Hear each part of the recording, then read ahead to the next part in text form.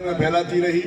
मैं सदैव ये कहता रहा कि भाई कार्यकर्ताओं से एक बार बात हो जाए, परिवार में बात हो जाए, उसके बाद सबको समझाकर काम तो कांग्रेस का ही करना है।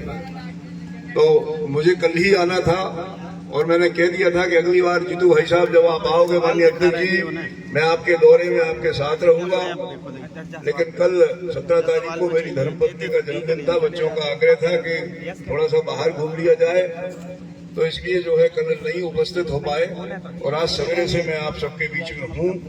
कांग्रेस के प्रत्याशी कुंवर घनश्याम सिंह जी के स्वभाव के बारे में, उनके कार्य व्यवहार के बारे में, उनकी सरलता सहजता के बारे में, उनकी ईमानदारी के बारे में जितना कुछ कहा जाए उतना कम है। बहुत अच्छे हमारे प्रत्याशी हैं। मैंने जीतू भैया और हम जब भोपाल में बैठे थे, कुंवर घनश्याम जी भी साथ में थे, तो मैं खुद कह के आया था कि हम दोनों में से किसी को भी टिकट दे दो, क्योंकि राजेंद्र भारती जी भाई साहब यह कह चुके थे कि मेरे परिवार से कोई चुनाव लड़ेगा नहीं।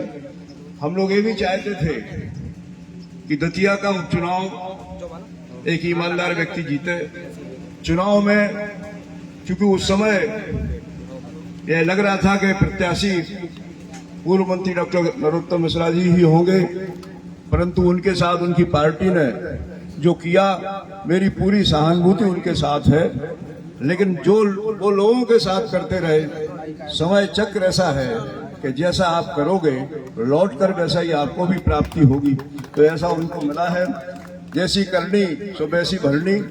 जीतू भैया की इस बात से मैं पूर्णतः सहमत हूँ और इसी नैरेटिव को हमें अपने स्तर पर तैयार करना है और उनके नैरेटिव को ध्वस्त करना है। जवाब देना है कि चेहरा बदला है, चेहरा बदला है, स्वभाव नहीं बदला, चरित्र नहीं बदला। और इसलिए भारतीय जनता पार्टी वाले लोग वो सब करेंगे जो ये करते रहे हैं। ये प्रताड़ित करने का काम भी करेंगे, परेशान करने का काम भी करेंगे। लेकिन ये दतिया की कांग्रेस पार्टी के कार्यकर्ता हैं, ये दतिया की धरा पर रहने वाले हमारे आम मतदाता हैं, जिन्होंने भारी दबाव के बाद, जिन्होंने भारी अत्याचारों को सहन करने के बाद, प्रताड़ित होने के बाद और 2023 में रावण का अंत किया था। इस चुनाव में भी इनका ऐसे ही जवाब देना है। हम सब अच्छे से जानते हैं, जीतू भैया ने बहुत विस्तार से लेकिन बहुत अच्छे से बातें समझाई हैं। निश्चित रूप से पैसे का लालच आएगा, निश्चित रूप से दारू बांटी जाएगी और लोभ लालच दिए जाएंगे। लेकिन हमें केवल एक बात का ध्यान रखना है कि कैसी भी परिस्थितियां हो जाएं, कैसी भी स्थितियां हो जाएं, इस बार पुनः उपचुनाव में, क्योंकि हमें तो जनादेश 5 साल के लिए मिला था, हम चुनाव में हराने का काम करेंगे। और इस उपचुनाव में के बाद मैं तो भारतीय जनता पार्टी के माननीय मुख्यमंत्री से कहना चाहूंगा कि आपने थोड़ी देर कर दी, आपकी पार्टी ने थोड़ी देर कर दी।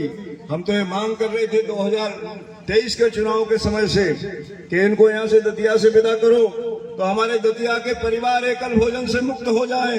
इनको यहाँ से विदा करो ताकि दतिया अत्याचार से मुक्त हो जाए, और इनको यहाँ से विदा करो ताकि दतिया में हमारे सारे परिवारी जन सुख चैन से सो सके। किसी को ये न लगे कि रात को पुलिस का दरोगा आएगा और घंटी बजाएगा, खटखटाएगा कि चलो थाने में तुम्हारे नाम शिकायत हुई है, शिकायत हुई हो या शिकायत नहीं हुई हो। इस सब प्रताड़ना को हम सब ने झेला है। इसको दूर करने का एक माकूल अवसर 23 में आया था। आपने सबने हम लोगों के सहयोग से उसको दूर किया और रावण को भगाने का काम किया। थोड़े बहुत प्राण बच गए थे, थोड़े बहुत प्राण बच गए थे।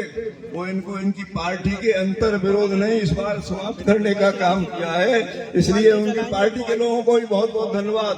भ्रम फैलाते थे यह हो जाएगा, वह हो जाएगा। जीतू भैया की एक बात से मैं पुनः सहमत हूँ, यह भी भ्रम फैलाया जा रहा है।